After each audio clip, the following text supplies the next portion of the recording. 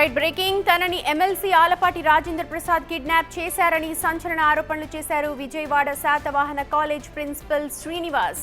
Phone లాక్కున్నారని, చంపేస్తామని బెదిరించారని చెప్తూ ఉన్నారు. తన కుటుంబానికి ప్రాణహాని ఉందని, తనకు రక్షణ కల్పించాలి అంటున్న శ్రీనివాస్తో మా ప్రతినిధి సాహిత్య ఫేస్ టు ఫేస్ చూద్దాం.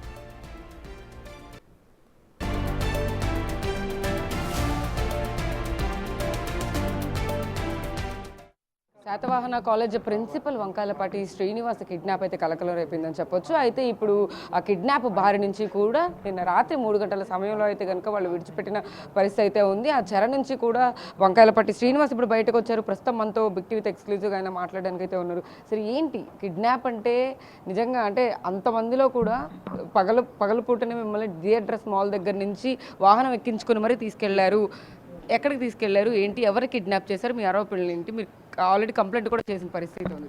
ఇప్పుడు నిన్న మన ప్రజెంట్ ఎమ్మెల్సీ ఆలపాటి రాజేంద్ర ప్రసాద్ గారు ఈ ల్యాండ్ మన కాలేజీ ల్యాండ్ డిస్ప్యూట్లో ఫోన్ చేసి రమ్మన్నారు. నేను వేరే పని మీద ఉంది సార్, వస్తానంటే ఆయన పిఏ రాజేష్ని, శ్రీధర్ అనే వ్యక్తిని మా ఇంటికి పంపించారు 5:30 ఆ టైంకి. పంపించిన తర్వాత ఆయన వాళ్ళు సుమారుగా గంటన్నర అక్కడ వెయిట్ చేశారు నా కోసం. నేను రాలా, వాళ్ళు వెళ్ళిపోయారు, ఉండి అక్కడి నుంచి కారులో వెళ్ళిపోయిన తర్వాత నేను కాసేపటికి వచ్చి ఈ మాల్ దగ్గరికి పని ఉందన్నట్టు వస్తే నా వెనకాల ఎవరు ఫాలో అప్ అయ్యారు. ఆ ఎవరు ఫాలో అప్ అయ్యారో తెలియదు. సడన్గా నేను బండి పార్క్ చేసి నేను తిరిగేసరికి వాళ్ళ పిఏ 4-5 మనుషులు ఉన్నారు.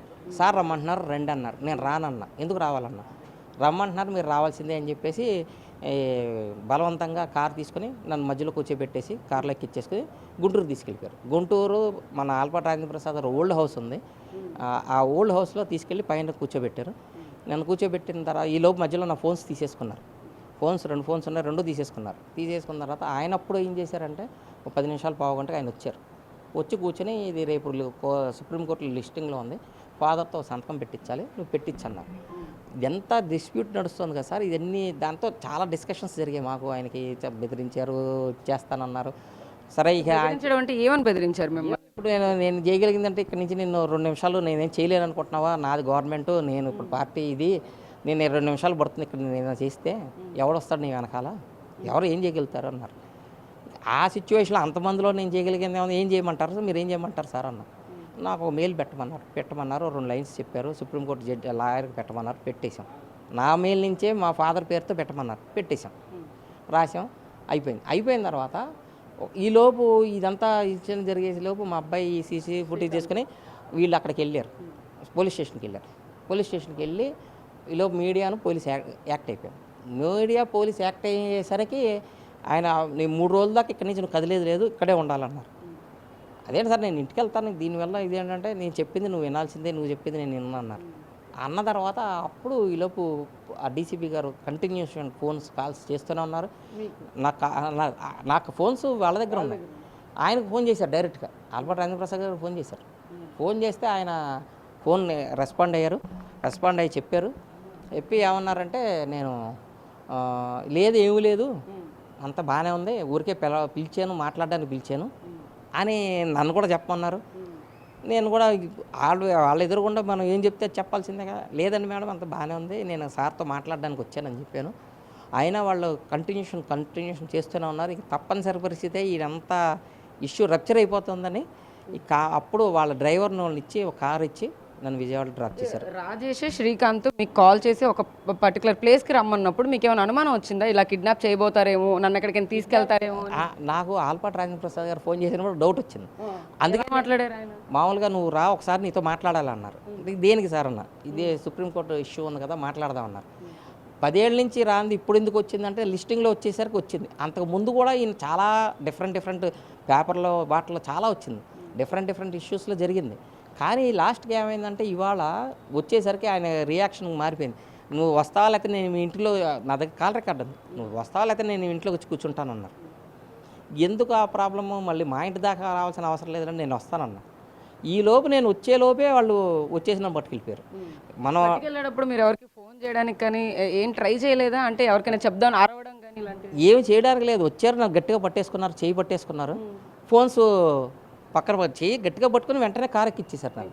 ఇమీడియట్. అంటే నేను ఏదైనా ఫోన్ చేద్దామన్నా మధ్యలో వాళ్ళు చెప్పారు, మీరు ఏ ఫోను యాక్ట్ చేయొద్దు, మీరు ఫోను మాట్లాడద్దు, ఫోన్ మీరు ఇచ్చేది నా మధ్యలో ఇద్దరు ఇటుపక్క ఒక మనిషి ఇటుపక్క మధ్యలో నేను కూర్చోబెట్టారు. ఫోన్ ఓపెన్ చేయడానికి కూడా లేదు. ఫోన్ ఆన్ చేస్తే వాళ్ళు పక్కన చూస్తున్నారు. మంగళగిరి దాటిన తర్వాత ఆ ఫోన్లు కూడా తీసేసుకున్నారు, లాగేసుకున్నారు. ఫోన్స్ ఇచ్చేయండి అన్నారు. అవసరం లేదులే పర్వాలేదు మాట్లాడదు, లేదు ఫోన్స్ ఇచ్చేయండి అన్నారు. లేదా ఏమాత్రం ట్రాక్ అవుతుందేమో జరుగుతుందేమో అని ఫోన్స్ తీసేసుకున్నారు.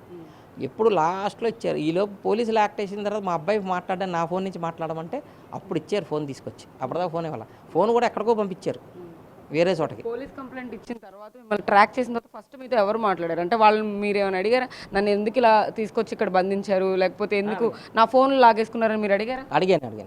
సార్ ఇది కరెక్ట్ కాదు కదా, మనం మాట్లాడుకోవాలి కానీ ఫోన్స్ తీసేసుకుని ఇంత బలవంతంగా నువ్వు అవన్నీ చెప్పకు, నాకు తెలిసిలే నేను మాట్లాడతాను, అవన్నీ తర్వాత మాట్లాడదాం అన్నారు. ఈలోపు డీసీపీ గారు ఆయనకే డైరెక్ట్గా చేశారు.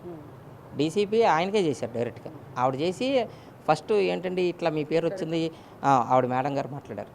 మేడం గారు అడిగారు, ఏమండి మీరు కరెక్ట్గానే చెప్తున్నారా? ఆ సిచ్యువేషన్లో లేదు మేడం, తీసుకొచ్చారు నేను చెప్పలేను కదా.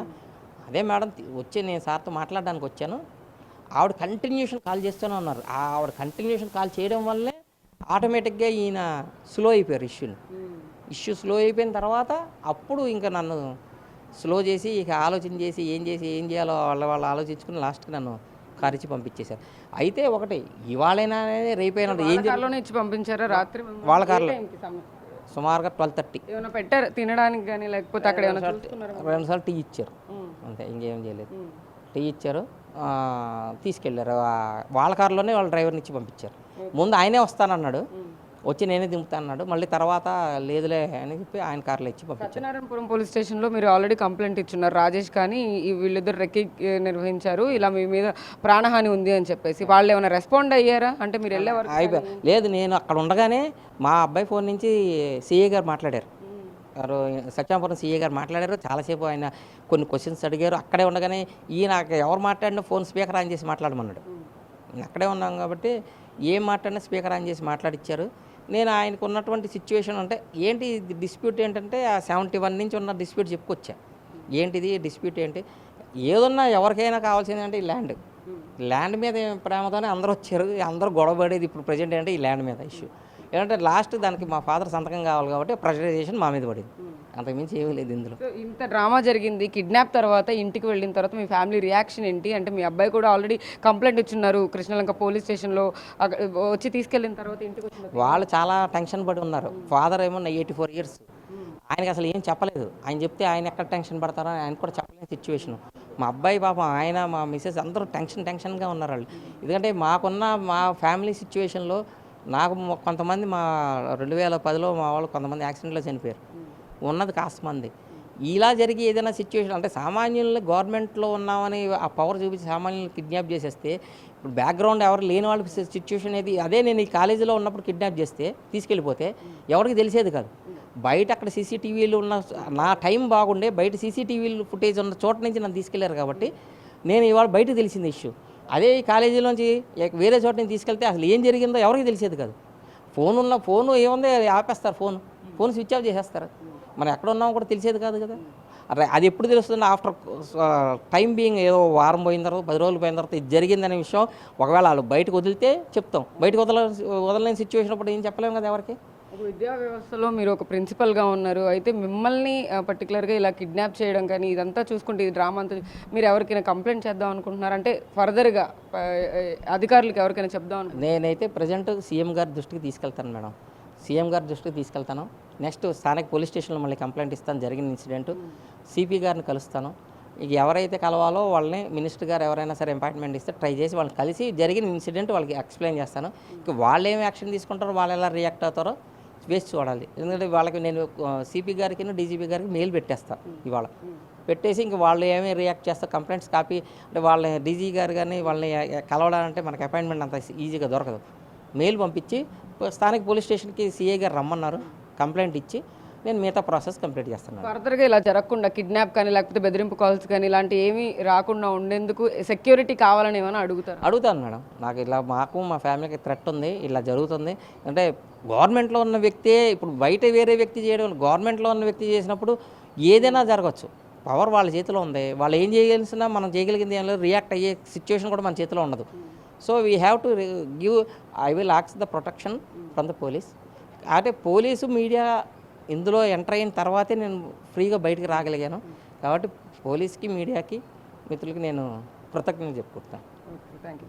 సో అది పరిస్థితి. మొత్తం మీద వంకాయలపాటి శ్రీనివాస్ రియాక్షన్ అయితే మనం చూస్తున్నాం కదా. ఆయన ఖచ్చితంగా చెర నుంచి బయటపడిన తర్వాత ఇటు ముఖ్యమంత్రికి కానీ అధికారులకు కానీ ఖచ్చితంగా దీని గురించి చెప్పిన తర్వాత నాకు సెక్యూరిటీ కూడా భద్రతని ఏర్పాటు చేయమని చెప్పి కూడా ఆయన రిక్వెస్ట్ చేసి ఒక మెయిల్ కూడా పెట్టుకుంటానని కూడా చెప్తున్నారు. అధికారంలో ఉన్న వ్యక్తే ఇలా చేయడం కరెక్ట్ కాదు అని చెప్పేసి కూడా ఆయన వాపుతున్న పరిస్థితి కనపడతా ఉంది. వీడియో జర్నలిస్ట్ సురేష్ సాహిత్య